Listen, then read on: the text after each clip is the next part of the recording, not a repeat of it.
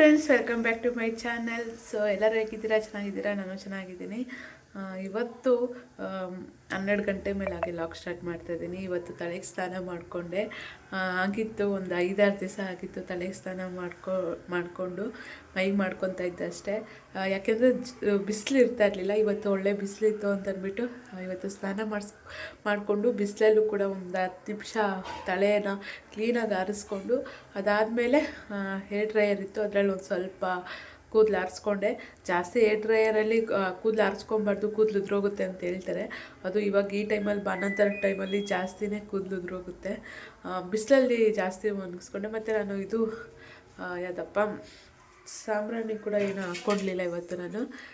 ಅದು ಸಾಂಬ್ರಾಣಿನೂ ಜಾಸ್ತಿ ಯೂಸ್ ಮಾಡಬಾರ್ದು ಅಂತಾರಲ್ಲ, ಅದಕ್ಕೆ ಸಾಂಬ್ರಾಣಿನೂ ಕೂಡ ಜಾಸ್ತಿ ಹಾಕ್ಕೊಡ್ಲಿಲ್ಲ. ಸೊ ಕೊಬ್ಬರಿ ತುರಿತಾ ಇದ್ದಾರೆ ನನಗೋಸ್ಕರ ಮಧ್ಯಾಹ್ನಕ್ಕೆ ಅಡುಗೆಗೆ. ಹಾಗೆ ಬೆಳ್ಳುಳ್ಳಿ ನೋಡಿ, ಬೆಳ್ಳುಳ್ಳಿ ಕೂಡ ತುರಿಸಿಟ್ಟಿದ್ದಾರೆ. ಬೆಳ್ಳುಳ್ಳಿ ಜಾಸ್ತಿ ತಿಂತಾ ಇದ್ದೀನಿ, ಹಾಲು ಬರುತ್ತೆ ಅಂತಂದ್ಬಿಟ್ಟು. ಸೊ ಈಗ ನನ್ನ ಮಗ ಮಲ್ಕೊಂಡಿದ್ದಾನೆ ಅವನು. ಹಾಗೆ ಫ್ರೆಂಡ್ಸ್, ಅಡುಗೆ ಮನೆಗೆ ಬರ್ತಾಯಿದ್ದೀನಿ. ಬಟ್ ಏನು ಕೆಲಸ ಮಾಡ್ತಾಯಿಲ್ಲ, ಏನು ಅಡುಗೆ ಮಾಡೋಕ್ಕೆ ಹೋಗ್ತಾಯಿಲ್ಲ. ನೆನ್ನೆ ತಕ್ಷಣ ಒಂದು ಸ್ವಲ್ಪ ಮೊನ್ನೆ ಯಾವಾಗೋ ಸಾಂಬಾರು ಮಾಡಿಬಿಡು ಅಂತ ಹೇಳಿದ್ರು ನನ್ನ ಹಸ್ಬೆಂಡು. ಬರೋದು ಲೇಟ್ ಆಗುತ್ತೆ ಅಂತ ಸಾಂಬಾರು ಪೌಡ್ರ್ ಎತ್ಕೊಂಡೆ ಅಷ್ಟೇ. ಆ ಘಾಟ್ಗೆ 5 ಅಕ್ಷಿ ಬಂದಿದೆ ನನಗೆ. ಆ ಸ್ಟಿಚಸ್ ಹತ್ರ ಎಲ್ಲ ಮೊದಲೇ ಪೇನ್. ಅವಾಗ ತಾನೇ ಸ್ವಲ್ಪ ಕ್ಯೂರ್ ಆಗಿತ್ತು ನನಗೆ. ಸ್ಟಿಚಸ್ ಎಲ್ಲ ಓಪನ್ ಮಾಡ್ಕೊಂಡು ಆಯಿಂಟ್ಮೆಂಟೆಲ್ಲ ಹಚ್ಕೊಂಡ್ಮೇಲೆ ಅವಾಗ ಅನಿಸು ಬೇಡಪ್ಪ, ನಾನು ಇನ್ನೂ ಅಡುಗೆ ಮಾಡೋ ಪರಿಸ್ಥಿತಿಗಿಲ್ಲ ನಾನು ಅಂತ ಅಂದ್ಬಿಟ್ಟು. ನಂಗೆ ತುಂಬ ಅಲರ್ಜಿ, ಜಾಸ್ತಿ ಬೇಗ ಸೀನಾಗಿಬಿಡುತ್ತೆ, ಶೀತ ಜಾಸ್ತಿ ಆಗಿಬಿಡುತ್ತೆ. ಸೊ ಅದಕ್ಕೆ ಇವಾಗ ಸದ್ಯಕ್ಕೆ ಯಾವುದು ಮಾಡೋದು ಬೇಡ ಅಂತ ಅಂದ್ಬಿಟ್ಟು ಮಾಡ್ತಾಯಿಲ್ಲ, ಏನೇನು ಅಡುಗೆ ಎಲ್ಲ ಏನು ಮಾಡ್ತಾಯಿಲ್ಲ. ಈಗ ನನ್ನ ಮಗ ಮಲಗಿದ್ದಾನೆ, ನಾನು ಮಲ್ಗೋಣ ಅನಿಸುತ್ತೆ. ಅವ್ನು ಪದೇ ಎದ್ದೊಳ್ತಿದ್ದಾನೆ ಈ ನಡುವೆ. ಇಷ್ಟು ದಿವಸ ಹೆಂಗಿದ್ದ ಅಂದರೆ ಕರೆಕ್ಟಾಗಿ ಹಾಲು ಕುಡಿದು 2 hours 3 hours ಆದರೂ ಮಲ್ಕೊತಾ ಇದ್ದ. ಮಲ್ಕೊಂಡಾದ್ಮೇಲೆ ಎದ್ದು ಮತ್ತೆ ಅವಾಗ ಹಾಲು ಓದ್ತಾ ಇದ್ದ, ಅವಾಗ ಹಾಲು ಕೊಡ್ತಿದ್ದೆ. ಇವಾಗ 10 ನಿಮಿಷ 15 ನಿಮಿಷಕ್ಕೆಲ್ಲ ಹಾಲು ಬೇಕು ಅಂತ ಕೊಡ್ತಾ ಇದ್ದಾನೆ. ಒಂದೊಂದು ಇಷ್ಟೇ ಕುಡಿದ್ಬಿಟ್ಟು ಮಲ್ಕೊತಾ ಇದ್ದಾನೆ. ಸರಿಗೆ ನಿದ್ದೆ ಮಾಡ್ತಾಯಿಲ್ಲ. ಹಾಗೆ ಯೂರಿನು ಮೋಷನು ಕೂಡ ಜಾಸ್ತಿನೇ ಮಾಡ್ಕೊತಾ ಇದ್ದಾನೆ. ಅದಕ್ಕೆ ನಾನು ನಿದ್ದೆ ಮಾಡೋಕ್ಕಾಗ್ತಾಯಿಲ್ಲ. ಮೊಬೈಲ್ ನೋಡ್ಕೊಂಡಿದ್ದೆ. ಮೊಬೈಲು ಜಾಸ್ತಿ ನೋಡಬಾರ್ದು ಅಂತಾರೆ, ಮೊಬೈಲು ನೋಡ್ತಾ ಇಲ್ಲ. ಬಿಗ್ ಬಾಸ್ ಒಂದು ನೋಡ್ತೀನಿ ಅಷ್ಟೇ, ಅದು ಬಿಟ್ಟು ನಾವು ಓದ್ಕೊಳ್ತೀವಿ ಅಷ್ಟೇ. ಮಲ್ಗೋಕ್ಕಾಗ್ತಾಯಿಲ್ಲ. ಪದೇ ಫೀಡಿಂಗ್ ಅಂತ ಇರೋದಕ್ಕೆ ನನ್ನ ಮಗ ನನಗೂ ಒಂದು ಸ್ವಲ್ಪ ರೆಸ್ಟ್ ಆಗ್ತಾಯಿಲ್ಲ. ಮಗು ಫೀಡಿಂಗ್ ಅಂತ ಕೇಳಿದಾಗೆಲ್ಲ ಫೀಡ್ ಮಾಡ್ತಾಯಿರಿ, ಇಲ್ಲಾಂದರೆ ಹಾಲು ನಿಂತೋಗ್ಬಿಡುತ್ತೆ, ಇಲ್ಲಾಂದರೆ ಹಾಲು ಗಡ್ಡೆ ಕೆಟ್ಕೊಂಡ್ಬಿಡುತ್ತೆ. ಜಾಸ್ತಿ ಪದೇ ಹಾಲು ಗಡ್ಡೆ ಕಟ್ಟಕ್ಕೆ ಬಿಟ್ಟರೆ ಮತ್ತೆ ಹಾಲೇ ಬರೋಲ್ಲ. ಹಾಲು ಕೊಡಲಿಲ್ಲ ಮಗುಗೆ ಸರಿಯಾಗಿ ಅಂತಂದರೆ ಹಾಲೇ ಬರೋಲ್ಲ. ಆಮೇಲೆ ಮಗು ಎಷ್ಟು ಸರಿ ಎದ್ದು ಹಾಲು ಕೇಳುತ್ತೋ ಅಷ್ಟು ಸರಿನೂ ಕೊಡಿ. ಏನಪ್ಪ ಇದು ಮಗು ಕೇಳ್ತಾನೇ ಇದೆ ಅಂತ ಅಂದ್ಬಿಟ್ಟು ಹಾಗೆ ಕುಡಿಸ್ತೀರ ಇರಬಾರ್ದು. ಮಗು ಬೇಕು ಅಂತ ಅಂದಾಗೆಲ್ಲ ಡಿಮ್ಯಾಂಡ್ ಮಾಡಿದಾಗೆಲ್ಲ ಕುಡಿಸ್ಬೇಕಷ್ಟೆ. ಆವಾಗ ಹಾಲು ಜಾಸ್ತಿ ಬರೋದು, ನಮಗೂ ಹಾಲು ಜಾಸ್ತಿ ಬರುತ್ತೆ, ಮಗುನೂ ಬೇಗ ಡೆವಲಪ್ ಆಗುತ್ತೆ. ಕರ್ಲ್ ದೊಡ್ಡದಾಗುತ್ತಲ್ವ, ಅದಕ್ಕೆ ಅವಾಗ ಮಗುಗೆ ಹಾಲು ಕೇಳುತ್ತೆ. ಬಿಕ್ಕಳಿಗೆ ಬರ್ತಾನೆ ಇರುತ್ತೆ ನನ್ನ ಮಗನಿಗೆ. ಅದೇ ಕರ್ಲ್ ದೊಡ್ಡದಾಗ್ತಿರುತ್ತಲ್ಲ, ಆವಾಗ ಬಿಕ್ಕಳಿಗೆ ಬರ್ತಾ ಇರುತ್ತೆ, ಆವಾಗ ಹಾಲು ಜಾಸ್ತಿ ಕೇಳ್ತಾರೆ. ಸೊ ಹಾಲು ಚೆನ್ನಾಗಿ ಕುಡಿಸ್ಬೇಕು. ಅದಕ್ಕೆ ನೋಡಿ ಇಷ್ಟಿಷ್ಟು ಬೆಳ್ಳುಳ್ಳಿ ತಿನ್ನೋದು. ಮತ್ತು ಸಬ್ಸಿಗೆ ಸೊಪ್ಪು ತಿನ್ನಬೇಕು, ಅದರಲ್ಲಿ ಅದು ತಿಂದ್ರೂ ಜಾಸ್ತಿ ಬರುತ್ತಂತೆ ಹಾಲು. ಬಟ್ ಇಲ್ಲೆಲ್ಲೂ ಸಿಗ್ತಾನೇ ಇಲ್ಲ.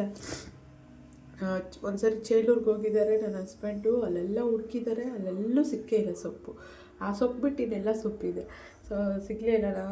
ಇವತ್ತವರೆಗೂ ಒಂದು ಸರಿನೂ ನಾನು ಆ ಸೊಪ್ಪಿನ ಸಾಂಬಾರೇ ತಿನ್ನಲಿಲ್ಲ. ಸಬ್ಸಿಗೆ ಸೊಪ್ಪು ಸಿಗಲೇ ಇಲ್ಲ. ಈ ಸರಿ ಮತ್ತೆ ಹೋದಾಗ ಹುಡ್ಕೊಳ್ತಾದ್ರೂ ತರ್ಕೊಂಬರ್ಬೇಕು. ಇಲ್ಲೇನು ಅಷ್ಟೊಂದು ಸಿಗಲ್ಲ, ಏನು ಮಾಡೋಕ್ಕಾಗಲ್ಲ ಅಷ್ಟೇ ಫ್ರೆಂಡ್ಸ್. ಇವಾಗ ವ್ಲಾಗ್ನ ಕಂಟಿನ್ಯೂ ಮಾಡ್ತೀನಿ, ಎಷ್ಟಾಗುತ್ತೋ ಶೇರ್ ಮಾಡ್ಕೊತೀನಿ. ನೀವು ವ್ಲಾಗ್ ನೋಡ್ತಾ ಇರಿ, ಸಪೋರ್ಟ್ ಮಾಡಿ, ಓಕೆನಾ?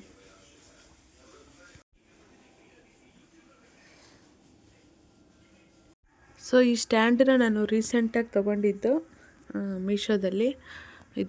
ಇದು ತುಂಬ ಯೂಸ್ ಆಗುತ್ತೆ. ಇದರಲ್ಲಿ ಫಸ್ಟಲ್ಲಿ ಪಾಪು ಬಟ್ಟೆಗಳು, ಒಗ್ದಿರೋ ಬಟ್ಟೆಗಳನ್ನೆಲ್ಲ ಇದರಲ್ಲಿ ಹಾಕ್ತಾಯಿದ್ದೀನಿ. ಆಮೇಲೆ ಇದು ಕೆಲವೊಂದು ಹೊಸ ಬಟ್ಟೆಗಳು, ಅದನ್ನು ಇದರಲ್ಲೇ ಇಟ್ಟಿದ್ದೀನಿ. ಮತ್ತು ಪಾಪುಗೆ ಯೂಸ್ ಮಾಡೋ ಅಂಥದ್ದು ಕ್ರೀಮು, ಪೌಡ್ರು ಡಬ್ಬ ಅವೆಲ್ಲ ಇದರಲ್ಲಿ ಇಟ್ಟಿದ್ದೀನಿ. ಸೊ ಇನ್ನೂ ಕೆಲವು ಐಟಮ್ ಎಲ್ಲ ಮಗುಗೆ ಅಂತಲೇ ಇದನ್ನೆಲ್ಲ ಇಟ್ಬಿಟ್ಟಿದ್ದೀನಿ ನಾನು. ನೋಡಿ, ಎಲ್ಲ ಮಗುಗೆ ಅಂತಲೇ ಇಟ್ಬಿಟ್ಟಿದ್ದೀನಿ ನಾನು. ಸೊ ಲಾಸ್ಟಲ್ಲಿ ಏನಿಲ್ಲ. ಸೊ ಇದಂತೂ ತುಂಬ ಯೂಸ್ ಆಗ್ತಾಯಿದೆ. ನನ್ನ ಮಗನಿಗೆ ಅಂತ ಏನೇನು ತರ್ತೀವೋ ಎಲ್ಲ ಇದರಲ್ಲಿ ಇಟ್ಬಿಡ್ತಾಯಿದ್ದೀನಿ. ಸೊ ಇದೊಂದು ಆರ್ಡ್ರ್ ಮಾಡಿ ಇದೊಂದು ಯೂಸ್ ಮಾಡ್ಕೊತಾ ಇದ್ದೀನಿ. ಸೊ ಈ ಥರದ್ದೊಂದಿತ್ತು ಅಂತಂದರೆ ಮಕ್ಕಳ ಐಟಮ್ ಎಲ್ಲ ಇಡೋಕ್ಕೆ ತುಂಬ ಯೂಸ್ಫುಲ್ ಆಗುತ್ತೆ. ಹಾಗೆ ನಾನು ಯೂಸ್ ಮಾಡ್ತಿರೋದು ಟರ್ಮರಿಕ್ ಬಂದು ಕಸ್ತೂರಿ ಟರ್ಮರಿಕ್ಕು. ಇದು ಪ್ಯೂರು, ಚೆನ್ನಾಗಿದೆ ಇದು, ಏನು ಕೆಮಿಕಲ್ಸ್ ಇರಲ್ಲ. ಸೊ ಸ್ನಾನ ಮಾಡಿದ್ಮೇಲೆ ಮುಖಕ್ಕೆ, ಕೈ ಕಾಲಿಗೆ, ಮೈಗೆಲ್ಲ ಈ ಅರಿಶಿನ ಉಜ್ಕೊಬೇಕು ಬಾಣಂತಿರು, ಆವಾಗ ಕೋಲ್ಡ್ ಆಗಲ್ಲ. ಇದರಿಂದ ಬಾಡಿ ಹೀಟ್ ಆಗುತ್ತೆ. ಸೊ ಇದನ್ನು ಹಚ್ಕೊಂಡೆ ನಾನಿವತ್ತು. ನೋಡಿ, ನನ್ನ ಕೈಯೆಲ್ಲ ಅರಿಶಿನ ಆಗಿದೆ. ಮೇಯ್ನು ಬೆನ್ನಿಗೆಲ್ಲ ಹಚ್ಕೊಬೇಕು ಈ ಅರಿಶಿನ. ಮಧ್ಯಾಹ್ನ ನನಗೆ ಊಟಕ್ಕೆ ಕೊಬ್ಬರಿ ತುರಿದಿಟ್ಟಿದ್ರು. ಸ್ವಲ್ಪ ಕೊಬ್ಬರಿ ಮಾತ್ರ ತುರಿದಿದ್ರು. ನಾನೊಂದು ಸ್ವಲ್ಪ ತುರಿಯೋಣ ಅಂತ ಅಂದ್ಬಿಟ್ಟು ತುರಿದೆ. ನನ್ನ ಕೈಯಲ್ಲಿ ಯಾಕೋ ಸರಿಗೆ ಆಗ್ತಾನೇ ಇರಲಿಲ್ಲ. ಬಾಣಂತಿ ಅಲ್ವಾ, ಶಕ್ತಿನೇ ಇಲ್ಲ ಅನ್ನಿಸ್ತಾ ಇದೆ. ಈ ಬಾಣಂತನದಲ್ಲಿ ಯಾರಿಗೂ ಏನು ಶಕ್ತಿನೇ ಇರಲ್ಲ ಅಂತ ಅನ್ನಿಸ್ತಾ ಇದೆ. ಯಾಕಂದರೆ ಇಷ್ಟು ಬೇಗ ಹೆಂಗೆ ತುರಿತಾ ಇದ್ದೆ, ತುರಿಯೋಕ್ಕೆ ಆಗ್ತಾಯಿರಲಿಲ್ಲ. ತುರಿಯೋದಕ್ಕಿಂತ ತಿಂದಿದ್ದೇ ಹೆಚ್ಚಾಗೋಯ್ತು ನಂದು. ಇನ್ನು ನಮ್ಮ ಕೈಯಲ್ಲಿ ಆಗೋಲ್ಲ ಬಿಡು, ಸಾಕಿಷ್ಟೇ ಅಂತ ಅಂದ್ಬಿಟ್ಟು ಬಿಟ್ಬಿಟ್ಟೆ. ಈಗ ಬೆಳ್ಳುಳ್ಳಿ ಕೂಡ ಬಿಡಿಸಿಟ್ಟಿದ್ದಾರೆ ನೋಡಿ. ಇಷ್ಟೊಂದು ಬೆಳ್ಳುಳ್ಳಿ ತಿಂತೀನಿ. ಎಲ್ಲ ಸಾಂಬಾರಿಗೆ, ರಸಮ್ಗೆ ಹಾಕ್ಬಿಡ್ತಾರೆ ಬೆಳ್ಳುಳ್ಳಿ. ಈ ಟೈಮಲ್ಲಿ ಬೆಳ್ಳುಳ್ಳಿ ಜಾಸ್ತಿ ತಿಂದಷ್ಟು ಎದೆಹಾಲು ಜಾಸ್ತಿ ಬರುತ್ತಲ್ವ, ಅದಕ್ಕೆ. ಇವತ್ತು ಬೇಳೆ ಕಟ್ಸಾರು ಮಾಡ್ತಾಯಿಲ್ಲ, ರಸಮ್ ಮಾಡ್ತಿರೋದು. ಅದಕ್ಕೆ ಹುಣ್ಸೆಹಣ್ಣು ಸ್ವಲ್ಪ ನೆನೆಸಿಟ್ಟಿದ್ದಾರೆ. ಸೊ ನೋಡಿ, ಇಷ್ಟು ಕೊಬ್ಬರಿ, ಇನ್ನೊಂದು ಸ್ವಲ್ಪ ಕೊಬ್ಬರಿ ಇತ್ತು, ತಿಂದು ಖಾಲಿ ಮಾಡಿಬಿಟ್ಟಿದ್ದೀನಿ. ಬೆಳ್ಳುಳ್ಳಿ ಇಷ್ಟು ಬಿಡಿಸಿ ರೆಡಿಯಾಗಿದೆ. ಬಿಸಿನೀರು ಬೇಕಿತ್ತು, ಅದಕ್ಕೆ ನೀರು ಕಾಯಿಸ್ಕೊತಾ ಇದ್ದೀನಿ. ಇದು ಕೂಡ ನಾನು ಮೀಶೋದಲ್ಲೇ ತೊಗೊಂಡಿರೋದು. ಬಿಸಿ ನೀರು ಕಂಪಲ್ಸರಿ ಕುಡಿತಾನೇ ಇದ್ದೀನಿ. ಆಮೇಲೆ ಮೋಟ್ರ್ ಆನ್ ಮಾಡಿದರು, ಮೇಲ್ಗಡೆಯಿಂದ ನೀರು ಬೀಳ್ತಾಯಿತ್ತು. ಅದಕ್ಕೆ ಅಪ್ಪ ಹೋಗಿ ಮೋಟ್ರ್ ಆಫ್ ಮಾಡಿದ್ರು. ಸೊ ನನ್ನ ಮಗ ಮಲಗಿದಾನಲ್ಲ, ಇದೇ ಟೈಮಿಂಗು ಅಂತ ಅಂದ್ಬಿಟ್ಟು ನಾನು ಓದ್ಕೊತಾ ಇದ್ದೀನಿ. ಸೊ ಈ ಟೈಮಲ್ಲಿ ನಾನು ಓದ್ಕೊಂಬಿಟ್ರೆ ಒಳ್ಳೆಯದು ಅಂತ ಅಂದ್ಬಿಟ್ಟು, ಏನಿಲ್ಲ, ಎಷ್ಟೊಂದು ನೋಟ್ಸ್ ಮಾಡಿದ್ದೀನಿ, ಎಲ್ಲ ಇಂಪಾರ್ಟೆಂಟೆಲ್ಲ ಟಿಕ್ ಹಾಕ್ಕೊಂಡು ಹೋಗ್ತಾಯಿದ್ದೀನಿ. ತುಂಬ ಇದ್ದಾವೆ ಇನ್ನೂ ಓದೋದು, ನೋಟ್ಸ್ ಮಾಡೋದು ಎಲ್ಲ. ಸದ್ಯಕ್ಕೆ ಯಾವುದಾದ್ರು ನೋಟ್ಸ್ ಮಾಡ್ಕೊಂಡಿದ್ದೀನೋ ಅದನ್ನೆಲ್ಲ ಓದ್ಕೊಳ್ತಾ ಹೋಗ್ತಾಯಿದ್ದೀನಿ ಅಷ್ಟೇ. ಹಾಗೆ ಇನ್ನೊಂದು ವಿಷಯ ಶೇರ್ ಮಾಡ್ಕೊಬೇಕು ನನ್ನ ಬಗ್ಗೆ. ಯಾಕೋ ಗೊತ್ತಿಲ್ಲ, ನನ್ನ ಕರ್ಮನೋ ಇಲ್ಲ ನನ್ನ ಹಣೆ ಬರದಲ್ಲಿ ಏನೋ ಬರದೇ ಇಲ್ವೇನೋ ಏನೋ ಗೊತ್ತಾಗ್ತಾ ಇಲ್ಲ. ನಾನು ಎಷ್ಟು ಟ್ರೈ ಮಾಡ್ತಾಯಿದ್ದೀನಿ ಯೂಟ್ಯೂಬಲ್ಲಿ ಒಂದು ಸಕ್ಸಸ್ ತಗೊಳ್ಳೋಕ್ಕೆ. ಏನಾಗ್ತಾಯಿದೆ ಅಂದರೆ, ವ್ಯೂಸ್ ಚೆನ್ನಾಗಿ ಬರ್ತಾಯಿದ್ದು, ಲೈಕ್ಸು ಕಮೆಂಟು ಚೆನ್ನಾಗಿ ಬರ್ತಾಯಿದ್ದು, ಜನಕ್ಕೂ ಸ್ವಲ್ಪ ರೀಚ್ ಆಗ್ತಾಯಿದೆ, ಕನೆಕ್ಟ್ ಆಗ್ತಾಯಿದೆ ಅನ್ನೋ ಟೈಮ್ಗೆ ಅದೇನೋ ಗೊತ್ತಿಲ್ಲ, ನಾನು ವೀಡಿಯೋ ಮಾಡೋದು ಬಿಟ್ಬಿಡ್ತಾಯಿದ್ದೀನಿ. ವೀಡಿಯೋ ಮಾಡೋಕ್ಕೆ ಆಗ್ತಾಯಿಲ್ಲ. ಆ ಟೈಮಲ್ಲೇ ನಾನು ವೀಡಿಯೋ ಮಾಡೋದಿಲ್ಲ. ಒಂದು ಒಳ್ಳೆ ವ್ಯೂಸ್ ಹೋಗಿರುತ್ತೆ, ಆ ಟೈಮಲ್ಲೇ ನಾನು ನೆಕ್ಸ್ಟ್ ಡೇಯಿಂದನೇ ಲಾಗ್ ಹಾಕಿರಲ್ಲ. ಇವಾಗೂ ನೋಡ್ಬೋದು, ಒಂದು ತಿಂಗಳ ಹಿಂದೆ ಬ್ಯಾಕಿಂದ ನಾನು ಹಾಕಿರೋದು ನನ್ನ ಡೆಲಿವರಿದು ಲಾಗು, ಅದಕ್ಕೆಲ್ಲ ವ್ಯೂಸ್ ಚೆನ್ನಾಗಿ ಬಂದಿದೆ. ಆಮೇಲೆ ನಂದು 11 ದಿನದ ಸ್ನಾನ ಎಲ್ಲ ಆಯ್ತಲ್ಲ, ಆ ವಿಡಿಯೋದು ಕೂಡ ಹಾಕಿದ್ನಲ್ಲ. ಸೊ ಅದ್ರ ಬಗ್ಗೆ ಎಲ್ಲ ತೊಟ್ಲು ಶಾಸ್ತ್ರ ಆಗಿರೋದು, ಅದೆಲ್ಲ ವೀಡಿಯೋಗೂ ಕೂಡ ಒಂದೊಳ್ಳೆ ವ್ಯೂಸ್ ಬರ್ತಾಯಿತ್ತು. ನಾನು ನೋಡಿದ್ರೆ ಮತ್ತೆ ಒಂದು 10-15 ದಿವಸ ಗ್ಯಾಪ್ ತೊಗೊಂಡ್ಬಿಟ್ಟೆ. ಹೀಗೆ ಆಗ್ತಾಯಿದೆ, ಅದೇನೋ ನನಗೆ ಸಕ್ಸಸ್ಸೇ ಕಾಣ್ತಾ ಇಲ್ಲ, ನನ್ನ ಲೈಫಲ್ಲಿ ಗೊತ್ತಾಗ್ತಾ ಇಲ್ಲ. ಇನ್ಮೇಲೆ ಹಿಂಗೆ ಆಗೋದು ಬೇಡ, ಇನ್ನೊಂದು ಸ್ವಲ್ಪ ನಾನು ಎಫರ್ಟ್ ಹಾಕಿದ್ರೆ ನನಗೂ ಒಂದು ಸಕ್ಸಸ್ ಅನ್ನೋದು ಸಿಗುತ್ತೆ ಅಂತ ಅಂದ್ಕೊಂಡಿದ್ದೀನಿ. ಇನ್ಮೇಲೆ ಬಿಡೋದಿಲ್ಲ, ಮಾಡ್ಕೊಂಡು ಹೋಗ್ತಾ ಇರ್ತೀನಿ. ನನ್ನ ಹಸ್ಬೆಂಡ್ಗೂ ಹೇಳಿದೆ ಇದ್ರ ಬಗ್ಗೆ. ಅವರು ವೀಡಿಯೋ ಮಾಡು ಇನ್ಮೇಲೆ ಲಾಗು ಅಂತ ಹೇಳಿದ್ದಾರೆ. ಅವರು ಕೂಡ ಸಪೋರ್ಟ್ ಮಾಡ್ತಾರೆ. ಸೊ ಅದಕ್ಕೆ ಇನ್ಮೇಲೆ ಪಕ್ಕ ಮಾಡೋಣ ಅಂತ ಅಂದ್ಕೊಂಡಿದ್ದೀನಿ. ಅದಕ್ಕೆ ನಿಮ್ಮ ಸಪೋರ್ಟ್ ಬೇಕೇ ಬೇಕು. ನೋಡೋಣ ನೀವು ಇಷ್ಟಪಡ್ತೀರೋ ಇಲ್ವೋ ನನ್ನ ಲಾಗ್ಸು. ನನಗೂ ಒಂದು ಸಕ್ಸಸ್ ಅನ್ನೋದು ಯೂಟ್ಯೂಬಲ್ಲಿ ಸಿಗುತ್ತೋ ಇಲ್ವೋ ನೋಡೋಣ. ಸಕ್ಸಸ್ ಅಂದರೆ ಇನ್ನೇನು ಇಲ್ಲ, ನನಗೆ ಏನು ವ್ಯೂಸ್ ಎಲ್ಲ ಮಿಲಿಯನ್ ಗಟ್ಟಲೆ ವ್ಯೂಸ್ ಬರಬೇಕು, ಸಬ್ಸ್ಕ್ರೈಬರ್ಸ್ ಜಾಸ್ತಿ ಆಗಿ ಒಂದೇ ದಿನ ಸ್ಟಾರ್ ಆಗಿಬಿಡಬೇಕು, ಫ್ಯಾನ್ ಫಾಲೋಯಿಂಗ್ ಎಲ್ಲ ಜಾಸ್ತಿ ಆಗಬೇಕು ಅಂತ ಏನೂ ಇಲ್ಲ. 1-4 ಜನ ನನ್ನ ಗುರ್ತಿಡಿದ್ರೆ ಸಾಕು, ಗಾಯತ್ರಿ ಅಂತ, ನಾನು ಫುಲ್ ಖುಷಿಯಾಗಿ ಹೋಗ್ತೀನಿ. ಮೊನ್ನೆ ಜಾತ್ರೆಯಲ್ಲಿ, ಅಂದರೆ ಲಾಸ್ಟ್ ಇಯರ್ ಜಾತ್ರೆಯಲ್ಲಿ ಯಾರೋ ಒಬ್ಬರು ನನ್ನ ಗುರ್ತಿಡ್ದಿದ್ದಕ್ಕೆ ಎಷ್ಟು ಖುಷಿಯಾಗಿದ್ದೆ ಅಂದರೆ, ನಾನು ಅದನ್ನೇ ಮೋಟಿವೇಶನ್ ಆಗಿ ತೊಗೊಂಡು ಮಾಡಬೇಕಿತ್ತು. ಹೇಳ್ತಾ ಇಲ್ವಾ, ನನ್ನ ಲೈಫಲ್ಲಿ ಇದೇ ಆಗ್ತಾ ಇರೋದು. ಅದು ಯಾಕೋ ಸಕ್ಸಸ್ ಆಗೋಕ್ಕೆ ಆಗ್ತಾಯಿಲ್ಲ. ಸೊ ಈಗ ನನ್ನ ಮಗಳು ಅಂಗನವಾಡಿಯಿಂದ ಬಂದಳು. ಅವಳಿಗೆ ಹೊಟ್ಟೆ ನೋವು ಅಂತಂದಿದ್ದಕ್ಕೆ ಅವರಪ್ಪ ಸಿರಪ್ ತಂದಿದ್ದಾರೆ ನೋಡಿ, ಕಾಲ್ಪಾಲು ಮತ್ತು ಆಲ್ಮಂಡ್ ರೆಸಲ್ಟ್ ತಂದಿದ್ದಾರೆ. ಅವ್ಳಿಗೆ ಹೊಟ್ಟೆಲೇನಾದರೂ ಹುಳ ಇದ್ದರೆ ಅದನ್ನು ಹಾಕ್ಕೊಂಡ್ರೆ ಇದಾಗುತ್ತೆ ಅಂತ 2 ದಿನ ಹಾಕಬೇಕು. ಹಾಕ್ಬಿಟ್ಟೆ. ಸೊ ಮಾತಾಡ್ತಾ ಇದು ನಾನು ನಿಜವಾಗ್ಲೂ ಡೈರೆಕ್ಟಾಗಿ ವಾಯ್ಸ್ ಓವರೇ ಕೊಡೋದು ಬೇಡ, ಡೈರೆಕ್ಟ್ ವೀಡಿಯೋ ಹಾಕೋಣ ಅಂತ ಅಂದ್ಕೊಂಡೆ. ಹಂಗೆ ಒಳ್ಳೆ ಟಾಪಿಕ್ಕು ಮಾತಾಡ್ತಾ ಹಾಗೆ ವೀಡಿಯೋ ಮಾಡಿಬಿಟ್ಟೆ. ಸೊ ನನ್ನ ಮಗಳು ಈ ನಡುವೆ ಜಾಸ್ತಿ ಆಗಿಬಿಟ್ಟಿದೆ. ಅವರಪ್ಪಗೆ ಎಷ್ಟು ಹೇಳಿದ್ರು ಕೇಳಲ್ಲ. ಚಿಪ್ಸು, ಈ ಬಿಸ್ಕೆಟು, ಕ್ರೀಮ್ ಬಿಸ್ಕೆಟು ಮತ್ತು ಚಾಕ್ಲೇಟು ತಂದು ಕೊಟ್ಬಿಡ್ತಾರೆ. ಆ 3 ತಿಂದರೆ ಸಾಕು, ಅವಳು ಊಟನೇ ಮಾಡಲ್ಲ, ಇನ್ನೇನು ಬೇಡ ಅಂತ ಅನಿಸ್ಬಿಡುತ್ತೆ ಅವಳಿಗೆ. ಹಠ ಮಾಡಿ ತರಿಸ್ಕೊತಾ ಇದ್ದಾಳೆ, ಅವರು ಕೊಟ್ಬಿಡ್ತಾ ಇದ್ದಾರೆ. ಸೊ ಇದೇ ಪ್ರಾಬ್ಲಮ್ ಆಗಿರೋದು.